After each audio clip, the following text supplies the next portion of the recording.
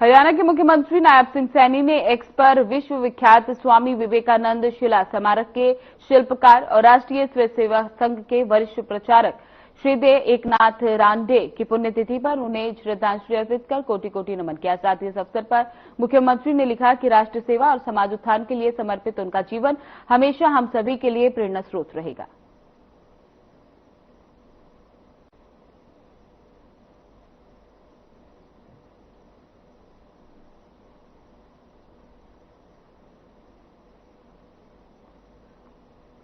मुख्यमंत्री नायब सिंह सैनी हिसार पहुंचे, जहां उन्होंने 4 दिवसीय स्वदेशी मेले का उद्घाटन किया। इस अवसर पर मेले में लगाई गई स्टॉलों का उन्होंने अवलोकन किया। इस अवसर पर उनके साथ कैबिनेट मंत्री रणबीर गंगवा और हिसार के विधायक सावित्री जिंदल भी मौजूद रहे। साथ ही उन्होंने चौधरी चरण सिंह हरियाणा कृषि विश्वविद्यालय में आयोजित विश्व उद्यमिता दिवस के राज्य स्तरीय कार्यक्रम में मुख्य अतिथि के तौर पर शिरकत की। कार्यक्रम में मुख्यमंत्री ने व्यवसाय इंक्यूबेशन सेलेक्ट किए गए 22 और 114 करोड़ के सब्सिडी चेक दिए। साथ ही ऊर्जा और विकसित भारत के लिए हरियाणा की नींव रखी।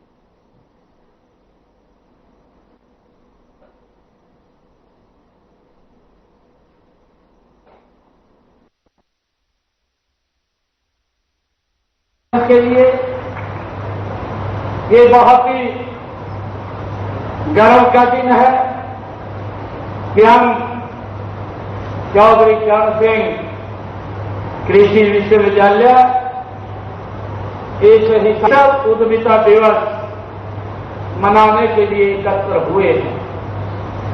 इस ऐतिहासिक भूमि पर कार्यक्रम में मैं आप सभी ऊर्जावान युवाओं का और युवाओं के बीच में आकर के मुझे बड़ी खुशी का भी अनुभव हो रहा है। केंद्रीय आवास एवं शहरी राज्य मंत्री तोखन साहू कुरुक्षेत्र पहुंचे। उन्होंने कहा कि पवित्र ग्रंथ गीता के उपदेश विश्व भर में शांति का संदेश दे रहे हैं। इस पवित्र ग्रंथ गीता के उपदेश आज भी पूरी दुनिया के लिए प्रासंगिक है। इन उपदेशों के अनुसार करके मनुष्य अपने जीवन को धन्य बना सकता है। तोखन साहू ने इस दौरान पीपली पैराकीट में अधिकारियों से बातचीत कर केंद्र सरकार की योजनाओं के बारे में फीडबैक लिया।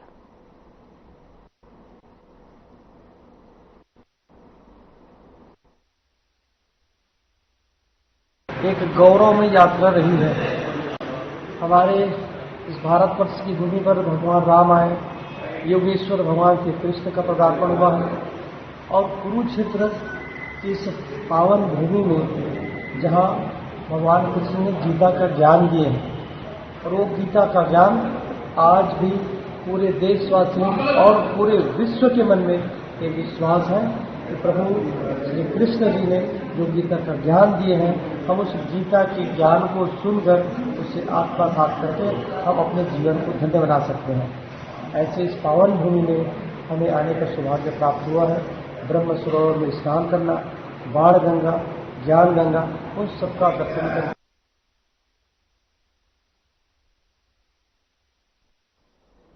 बल्लभगढ़ से विधायक एवं हरियाणा के पूर्व कैबिनेट मंत्री मूलचंद शर्मा ने बल्लभगढ़ विधानसभा के ऊंचा गांव और प्रेमनगर के लोगों को एक और बड़ी सौगात दी, जिसमें प्रेमनगर और ऊंचा गांव की करीब 7 गली और एक मुख्य रोड का नारियल फोड़ कर शुभारंभ किया गया, जिसकी लागत करीब 80 लाख रुपए होगी।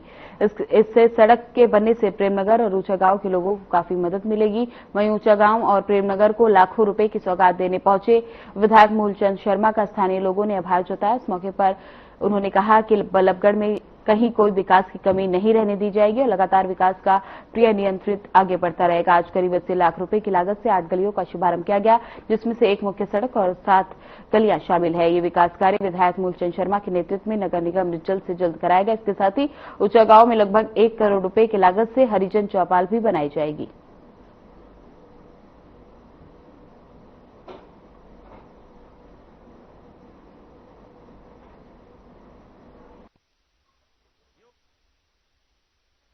आज हमने 80 लाख से लागत से बनने वाली गलियों का उद्घाटन किया, जिसमें 8 गली है और मुख्य गली एक बड़ी गली है जो मानवता वाली है और जो ऊंचा गांव रोड को और मोहना रोड को भी जोड़ने का काम करती है, उसका उद्घाटन किया है और जल्दी ये बनकर तैयार होगी। ये मेन मध्य 2 रास्तों को जोड़ने का काम करती है और ये फाइल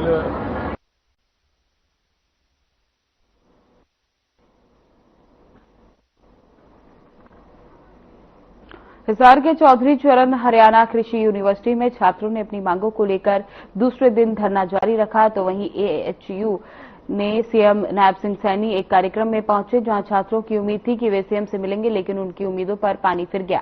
छात्रों ने कहा गया कि धरना समाप्त करने के बाद शिष्टमंडल को सीएम से मिलाया जाएगा, लेकिन छात्र अपनी मांगों को लेकर अड़े रहे और गेट नंबर 4 पर धरने पर बैठे रहे, जिस पर छात्र मोहित ने बताया कि उनकी 5 प्रमुख मांगे पेंडिंग है, जिनकी वजह से उन्होंने धरना शुरू किया।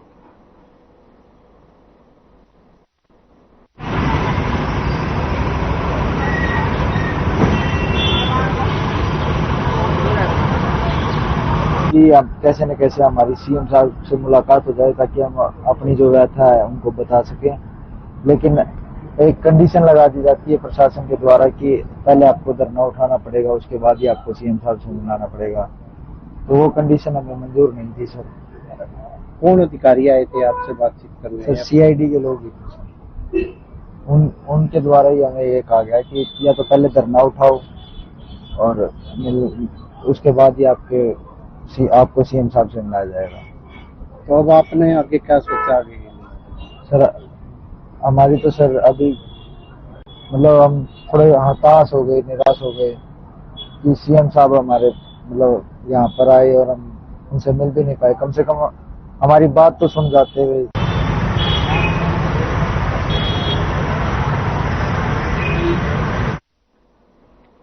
सिरसा में इंदिरा गांधी नहर परियोजना में करीब 20 महीने बाद से 4 में से 2 ग्रुप का रेगुलेशन लागू कर दिया गया।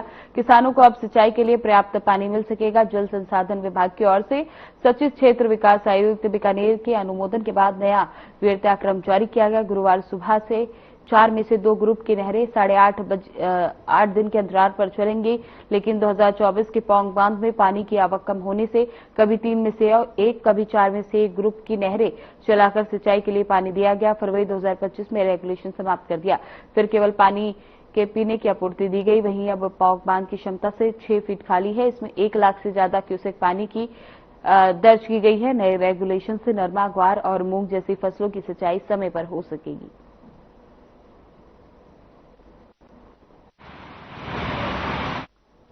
बता दें, सिरसा में किसानों को फसलों के लिए फायदा मिलने वाला है, जिससे अब किसानों को भरपूर फसलों के लिए पानी की आपूर्ति मिलाई जा सकेगी। 20 महीने बाद इंदिरा गांधी नहर का रेगुलेशन लागू कर दिया गया है। इसमें 8.5 दिन के अंतराल पर यह नहर चलाई जाएगी, जिससे किसानों की फसलों में अब पानी की कमी नहीं होए करेगी और किसानों को फसलों के लिए सिंचाई में राहत मिलती हुई नजर आ रही है। बता दें कि कई फसलों के लिए पानी की ज्यादा जरूरत होती थी, जिसके बाद अब ये समस्या समाप्त हो जाएगी।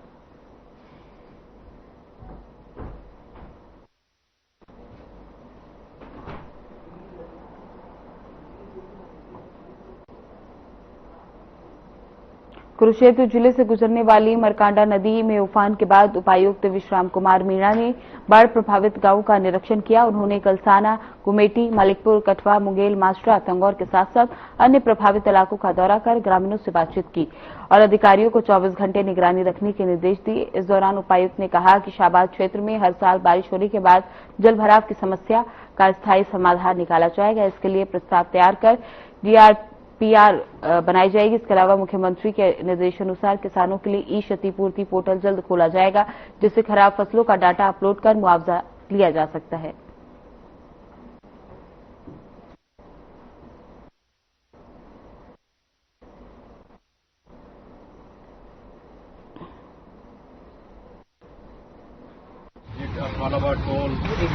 कुछ दिनों में ज्यादा बारिश से और अपर रीच से जो पानी का बहाव है, उसके चलते जल भराव की स्थिति कुछ गांवों में है, खेतों में जल भरा हुआ है और मरकंडा नदी के कुछ पॉइंट्स पे जो है वो जो फ्लड लेवल है उस पे बह रही थी, तो वो आज हमने निरीक्षण करा है।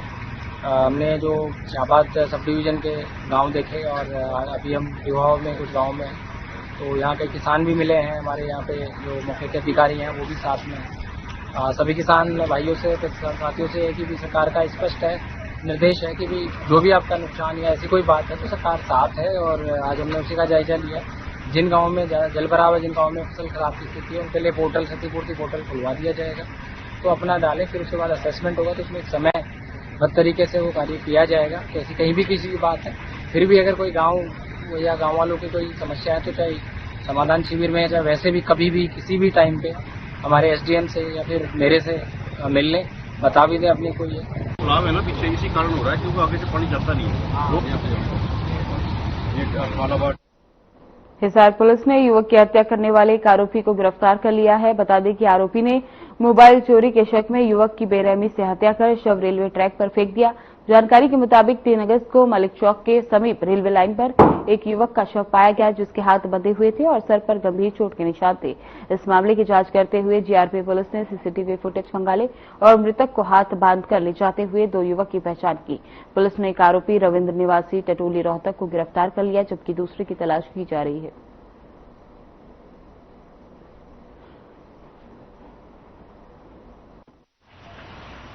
मिली कि एक व्यक्ति के पीछे हाथ बांध रखे हैं और रेलवे ट्रैक पर उसको बांध के मार के डाल रखे हैं, जिसके आधार पर मौके पर तीनों क्राइम टीम से सारी जांच पड़ताल की। उस दौरान घटनास्थल पर किसी भी प्रकार का कोई साक्ष्य हमें नहीं मिल रहा था। इस दौरान ऐसे तो जीआरपी हिसार में उनकी टीम ने लगातार कड़ी मेहनत करते हुए इस गुत्थी को जितने 154 के लगभग कैमरे हमने जो है पब्लिक हियरिंग के प्लेटफॉर्म के सर्च किए, जिस दौरान हमें क्लू मिला कि 2 व्यक्ति प्लेटफॉर्म से इसको जो मृतक था बांध के ले जाते हुए नजर आए, जिस आधार पर इस तफ्तीश को आगे बढ़ाया गया तथा जो 2 व्यक्ति मारने वाले हैं उनमें से एक आरोपी को आज गिरफ्तार किया है, जिसको पेश अदालत करेंगे। अभी दूसरे व्यक्ति की हमें सूचना मिली है, शीघ्र ही उसको भी गिरफ्तार कर लिया जाएगा।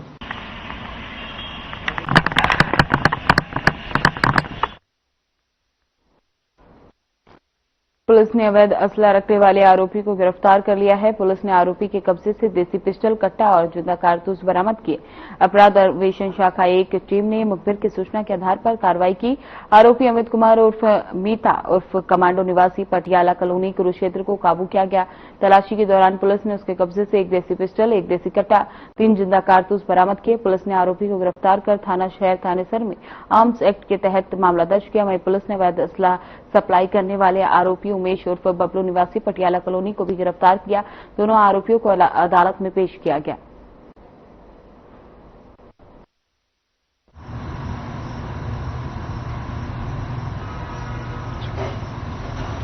कटरा पुलिस के द्वारा आर्म्स एक्ट के तहत एक एफआईआर रजिस्टर्ड की गई। एफआईआर नंबर 225 जो कि पुलिस स्टेशन सिटी थानेसर में दर्ज की गई है। इसमें CIA 1 की टीम ऐसे ही प्रवेश के द्वारा यह कार्रवाई की गई और इसमें एक पिस्टल 30 बोर और साथ में 2 जिंदा राउंड और 1 देसी कट्टा 315 बोर और जिंदा राउंड रिकवर किए गए। इस एफआईआर के तहत अमित उर्फ मीता उसको गिरफ्तार किया गया है, जिससे ये असले रिकवर हुए और इसमें एक आरोपी उमेश जो कि पटियाला बैंक कॉलोनी का है और ये अमित मित्ता ये पटियाला बैंक कॉलोनी का है, इसको भी गिरफ्तार किया गया है। अब इनको माननीय न्यायालय में पेश करके रिमांड लेके आगामी कार्रवाई अमल में लाई जाएगी। कहां से लेके आए थे और इन वेपन्स का इन्होंने क्या कहा।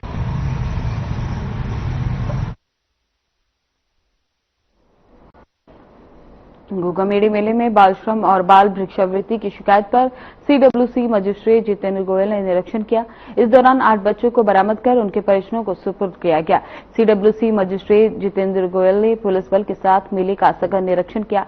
निरीक्षण के दौरान गोगाजी मंदिर के आसपास 8 बच्चे बाल श्रम और भिक्षावृत्ति करते पाए गए। पुलिस और CWC की टीम की देख बच्चे मौके से फरार हो गए। वहीं उन्होंने श्रद्धालुओं से अपील करते हुए कहा कि बच्चों को नगद ना देकर उनको शिक्षा देने के लिए प्रेरित करें।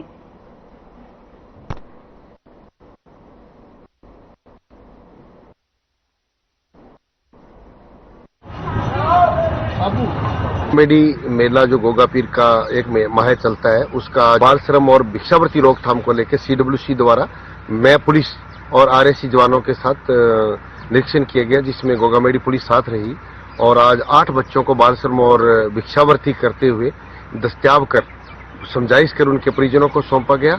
और जो बच्चे कोई शिव भगवान बना हुआ था, कोई माता के रूप में भिक्षावृत्ति कर रहे थे, वो बच्चे उनके माता पिता को पाबंद करते हुए शीघ्र गोगामेडी मेला छोड़ के अपने राज्य लौटने के लिए पाबंद किया गया है। और मैं समझता हूं कि पूर्व में जो सैकड़ों बच्चे होते थे, ऐसा बहुत अंकुश लगा है हमारा पुलिस प्रशासन और CWC द्वारा जो लगातार निरीक्षण किए जा रहे हैं। तो मैं समझता हूं कि आगे सभी जागरूक हो जाएं तो मैं ये भिक्षावृत्ति और बाल श्रम पे रोक लगेगी। और श्रद्धालुओं को स्पेशल ये कहा गया है कि कहीं भी आप मेला हो, बस स्टैंड हो, रेलवे स्टेशन हो, बच्चों को, छोटे बच्चों को नगद में भिक्षा न दें।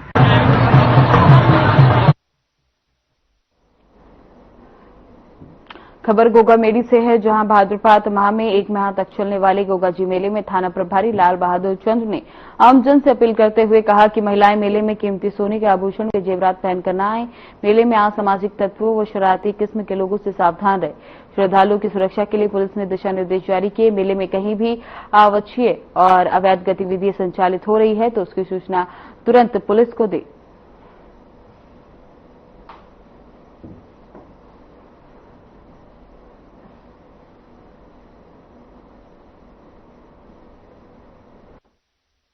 परिवार का, बूढ़े बुजुर्गों का, बच्चों का ध्यान रखें क्योंकि गर्मी का मौसम है।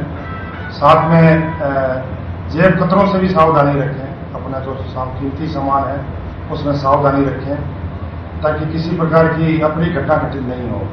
साथ ही जो असामाजिक तत्व हैं, जेब तराश हैं, असामाजिक तत्व, उनके लिए चेतावनी है कि अगर इस मेले में अगर वो प्रवेश करके किसी भी तरह का अपराध करेंगे तो उनके विरुद्ध सख्त कदम उठाया जाएगा और सख्त कानूनी कार्रवाई की जाएगी।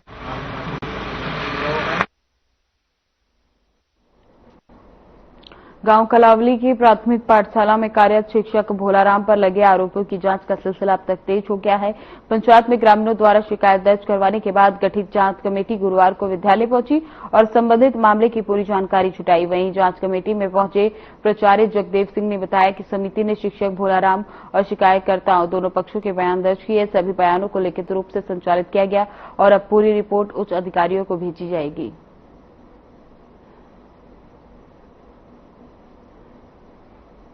बता दें, कलावली में टीचर पर आरोप लगे थे, जिसके बाद पुलिस विद्यालय पहुंची और दोनों पक्षों के बयान को लिखित तौर पर दर्ज किया गया। जिसके बाद पंचायत बताया गया कि पुलिस आई थी, जिन्होंने दोनों पक्ष के बयानों को लिखित तौर पर दर्ज कर लिया है। जिसके बाद ये बयान उच्च अधिकारियों को दिखाए जाएंगे, जिसके बाद आगे की कार्रवाई की जाएगी।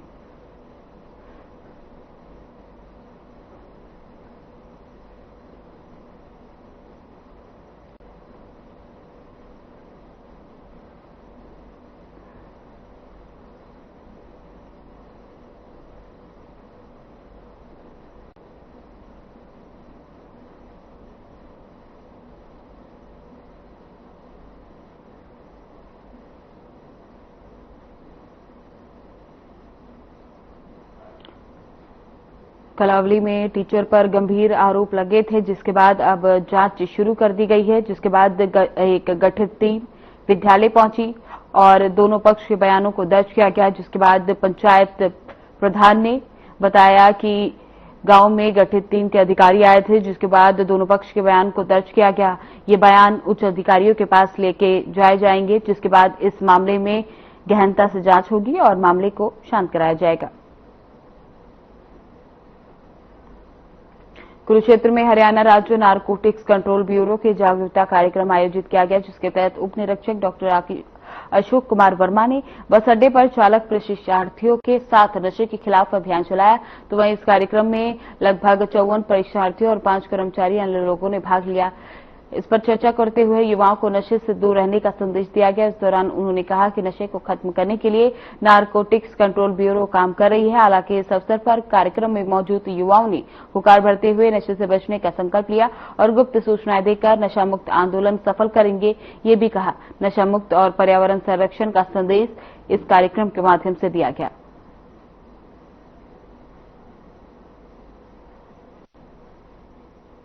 बता दें, कुरुक्षेत्र में नारकोटिक्स कंट्रोल ब्यूरो द्वारा एक अभियान चलाया गया, जिसमें नशे के खिलाफ जागरूकता बताई गई और अभियान चलाया गया, जिसमें परीक्षार्थियों और 5 कर्मचारियों ने भाग लिया। इस दौरान बस अड्डे पर जाकर लोगों को जागरूक किया गया और नशे से दूर रहने के लिए युवाओं से अपील की गई, लेकिन जिसके बाद युवाओं ने नशे से दूर रहने की हुंकारी भी भरी और कहा कि वे बढ़ चढ़कर नशे से दूरी है जरूरी कार्यक्रम में हिस्सा लेंगे।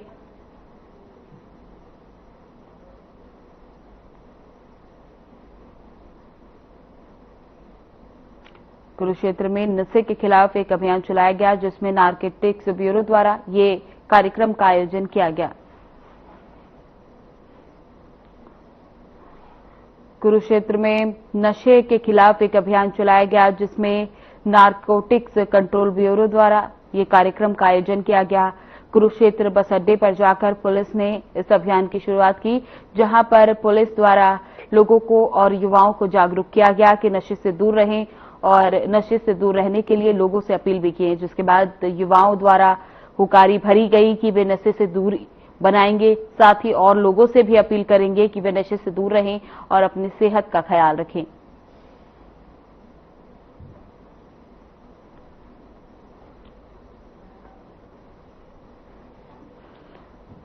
हरियाणा में लगातार नशे से दूरी है जरूरी अभियान के तहत जगह जगह कार्यक्रम आयोजित किए जा रहे हैं, जिससे युवाओं को प्रेरित किया जा रहा है कि वे नशे से दूरी बनाए रखें। फिलहाल बुलेटिन में बस इतना ही। अब वक्त हो चला है डॉक्टर राकेश गुप्ता के साथ हमारे खास कार्यक्रम प्लस माइनस का।